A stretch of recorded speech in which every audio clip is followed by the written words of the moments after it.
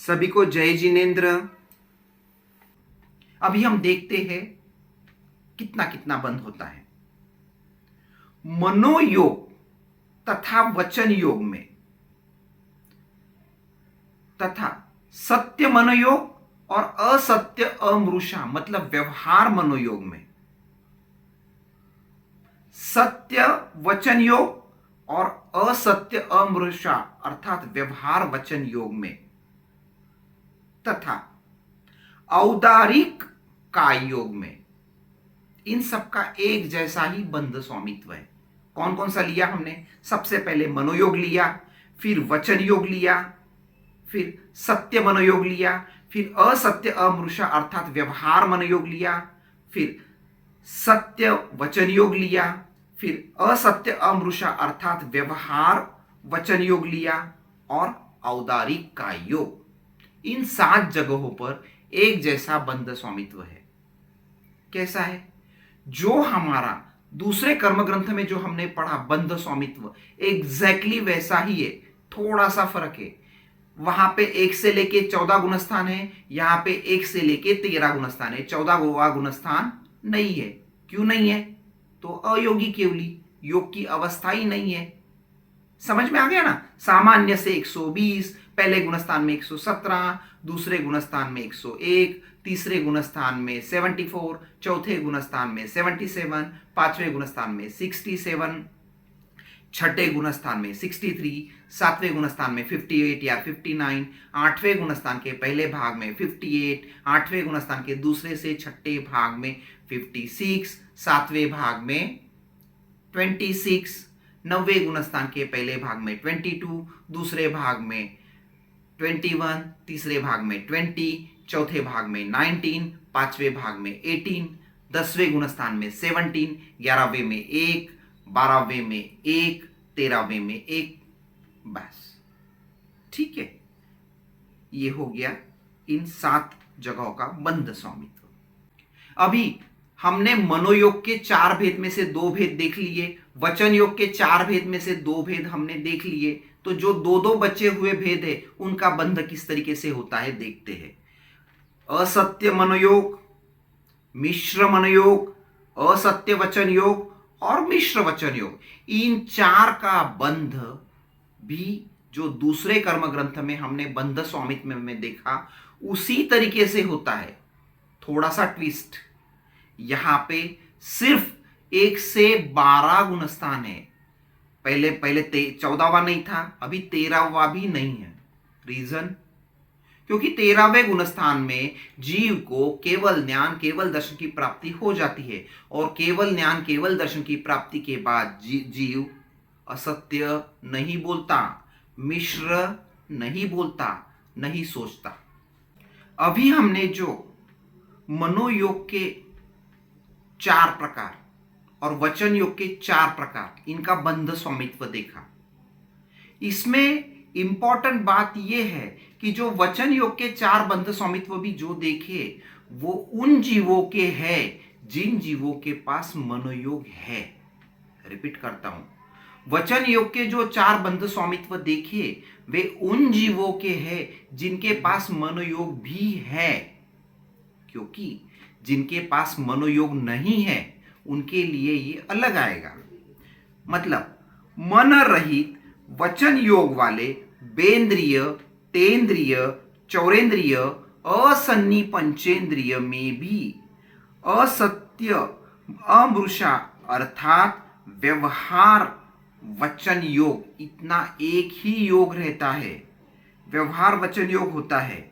और उनका बंध स्वामित्व जो हम विकलेंद्रिय का देखा उसी प्रकार होता है। मतलब कैसा? सामान्य से 109, पहला गुणस्थान 109, दूसरा गुणस्थान 96 या 94। रीजन सारे वही। अभी ऐसे जीव जिनके पास मनोयोग नहीं है, वचन योग भी नहीं है, सिर्फ काय योग है, उन जीवों का बंध स्वामित्व भी, जो ऐसे जीव कौन से हैं? पृथ्वी काय आदि जीव, उनका बंध स्वामित्व भी ऐसा ही है। मतलब सामान्य से 109, पहले गुणस्थान में 109 और दूसरे गुणस्थान में 96 या 94। ठीक है, अभी जो काय योग में 7 थे उसमें से हमने औदारिक काय योग देखा। अभी हम देखेंगे औदारिक मिश्र काय योग। औदारिक मिश्र काय योग में सामान्य से 114 कर्म प्रकृति का बंध होता है। तो 6 कौन सी कम हो गई, क्योंकि हमारे पास तो 120 है, अभी 114 बोल रहे हैं, तो ये हो गई आहारक षटक। आहारक षटक जिसमें आता है आहारक द्विक, देवायु और नरक। इन 6 प्रकृतियों का बंध औदारिक मिश्र काय योग में नियम से नहीं होता है। तो 120 माइनस 6 वापस रिपीट करता हूं, आहारक षटक जिसमें आता है आहारक द्विक, देवायु और नरक, इनका बंधन नहीं होता है। तो सामान्य से 114। पहले गुणस्थान में जब जीव औदारिक मिश्र काय योग में रहता है तब वह जिन पंचक में क्या आएगा, जिन नाम, देवद्विक और वैक्रिय द्विक, जिन नाम, देवद्विक और वैक्रिय द्विक, इन 5 कर्म प्रकृति का उसे अबंध होता है। क्या होता है, अबंध होता है। तो 114 माइनस 5, 109 कर्म प्रकृतियों का बंध जीव पहले गुणस्थान में कर सकता है। देखिए 109 जो हमने पहले देखी बेंद्रिय तेंद्रिय में वही है, सिर्फ तरीका अलग है क्योंकि जीव अलग है। ओके, 109। अभी पहले गुणस्थान से औदारिक मिश्र का अगला गुणस्थान कौन सा है, दूसरा गुणस्थान। औदारिक मिश्र में हमारे पास गुणस्थान है पहला, दूसरा, चौथा और 13वां। ठीक है, पहला, दूसरा और चौथा है नए जगह पे जब जन्म लेगा उस वक्त की अपेक्षा से, और 13वां है केवली समुद्घात की अपेक्षा से। ठीक है, तो पहले से दूसरे में जाते वक्त जो जीव 109 कर्म प्रकृति का बंध कर रहा था वह जीव 15 कर्म प्रकृति के बंध विच्छेद के साथ 94 कर्म प्रकृति का बंध करेगा। 94 कौन कौन सी जाएगी, पहले से दूसरे में जाने वाली जो हम देखते हैं, सूक्ष्म त्रिक, विकलेंद्रिय त्रिक, एकेंद्रिय, स्थावर, आतप, नपुंसक, चतुष्क, मनुष्यायु और तिरेंचायु।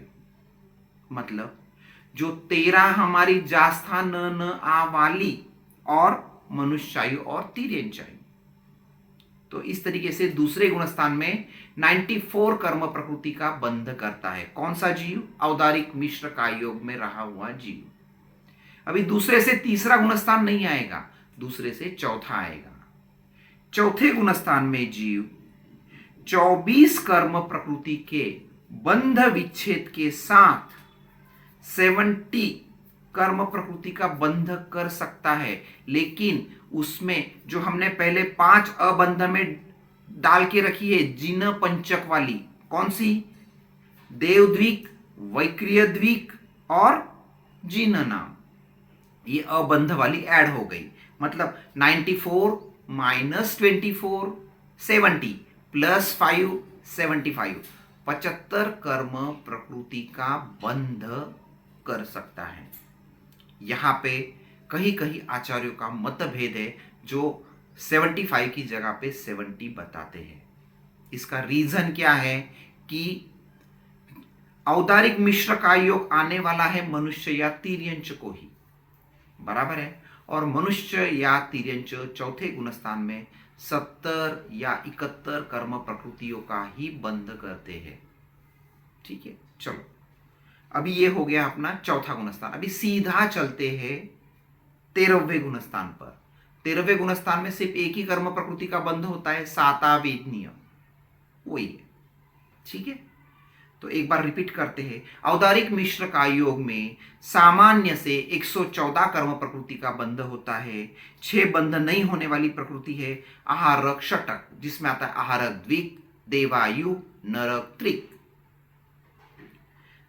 पहले गुणस्थान में जीव जीना पंचक जो अबंध में जाता है, जीना पंचक में आता है जीना नाम देव द्विक वैक्रिय द्विक। इनका अबंध होने से 114 -5 109 कर्म प्रकृति का बंध करता है। पहले गुणस्थान से दूसरे गुणस्थान में जाते वक्त जीव 15 कर्म प्रकृति का बंध विच्छेद करके, 15 कौन सी आ गई हमारी, जास्ता न न आ में की 13 और मनुष्यायु और तिर्यंचायु, इनका बंध विच्छेद करके 94 कर्म प्रकृति का बंध कर सकता है। दूसरे से चौथे गुणस्थान में जाते वक्त जीव 24 कर्म प्रकृति का बंध विच्छेद करता है, मतलब 94 -24 70, और जो 5 अबंध में थी पहले गुणस्थान में वो ऐड हो गई, कौन सी, जीन पंचक वाली ऐड हो गई। तो 70 + 5 75। चौथे गुणस्थान में 75 कर्म प्रकृति का बंध कर सकता है। और आखिरी वाला 13वां गुणस्थान जिसमें सिर्फ एक साता वेदनीय का वह बंध करता है। अब ये होने के बाद हम सीधा देख लेते कार्बन का योग, बाकी के योग बाद में देखेंगे। ऐसा क्यों? क्योंकि बहुत सिमिलैरिटी है। कार्बन का योग, इसके गुणस्थान है 1 2 4 और 13, वही रीजन जो अभी हमारे मिश्र का योग में थे। थोड़ा सा ट्विस्ट ये है, औदारिक मिश्र का योग में सामान्य बंध योग्य प्रकृतियां थी 114, यहां पे है 112। ठीक है, जो वहां पे 6 थी आहारक पंचक वो तो है ही, उसके साथ में मनुष्यायु और तिर्यंचायु, ये भी वह जीव सामान्य से बंध नहीं करता। अभी वहां से जब वो पहले गुणस्थान में आएगा, सामान्य से अगर हमको बताया कि जीव पहले गुणस्थान में है, तो वही जो जीन पंचक की 5 प्रकृति है वो अबंध में रहेगी, मतलब 112 -5 जीव मिथ्यात्व गुणस्थान मतलब पहले गुणस्थान में 107 कर्म प्रकृति का बंध करता है, 107। पहले गुणस्थान से दूसरे गुणस्थान में जाते वक्त जीव 13 कर्म प्रकृति का बंध विच्छेद करके 94 कर्म प्रकृति का बंध कर सकता है। क्या हो गया देखिए, वहां 114 से 112 लाते वक्त 2 एडिशनल प्रकृति आ गई, बराबर है, मनुष्यायु और तिर्यंचायु, और वही प्रकृति अब यहाँ पे कम करनी पड़ रही है। हम क्या किया, औदारिक मिश्र में 15 कर्म प्रकृति का बंध विच्छेद लिया था, यहाँ पे 13 लेना पड़ रहा है, बराबर है। दूसरे गुणस्थान से चौथे गुणस्थान में जाते वक्त 24 कर्म प्रकृति का बंध विच्छेद, और जो 5 अबंध में है वो ऐड होने से जीव 75 कर्म प्रकृति का बंध करता है। और चौथे से 13वें गुणस्थान में सिर्फ एक कर्म प्रकृति का बंध करता है, वो है साता वेदनीय। ठीक है, ये हो गया हमारा कार्बन का योग। अभी देखते हैं आहारक द्विक मार्गना में क्या है। आहारक द्विक मार्गना में क्या क्या है, आहारक का योग और आहारक मिश्र का योग। आहारक मिश्र का योग में 6ठा गुणस्थान है और आहारक का योग में 6ठा और 7वां गुणस्थान है। रिपीट करता हूं, आहारक मिश्र का योग में सिर्फ 6ठा गुणस्थान है और आहारक का योग में 6ठा और 7वां गुणस्थान है, क्योंकि जब लब्धि फोड़ता है तब जीव 6ठे गुणस्थान में निकल जाता है, इसीलिए आहारक मिश्र में सिर्फ 6ठा गुणस्थान है, लेकिन आहारक का योग में 6ठा और 7वां गुणस्थान है। सामान्य से 65 प्रकृति 65, सामान्य से 65, दोनों में, आहारक और आहारक मिश्र दोनों में।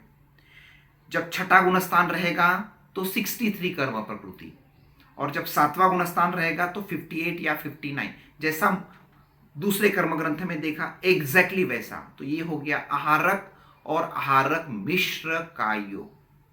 अभी हम देखते हैं वैक्रिय का योग। वैक्रिय का योग का जो बंध द्वार है वो एग्जैक्टली देवता के समान आएगा। वैक्रिय शरीर कहाँ कहाँ होता है, देवता में होता है, नारकी में होता है। हम सिर्फ भव प्रत्यय का बात कर रहे हैं। लब्धि प्रत्यय तो मनुष्य और तिर्यंच में भी आ जाएगा।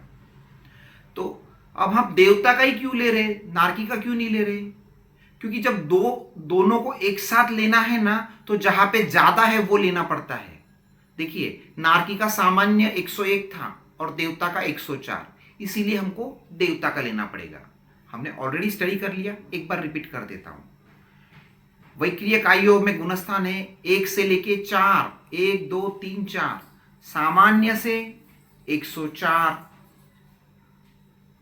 पहले गुणस्थान में 103 जीना नाम गया, दूसरे गुणस्थान में 96 नपुंसक चौक गया, तीसरे गुणस्थान में 70 25 प्रकृति का बंध विच्छेद और 1 का अबंध, और चौथे गुणस्थान में 72 यहां पे मनुष्यायु और जीना नाम ऐड हो गया।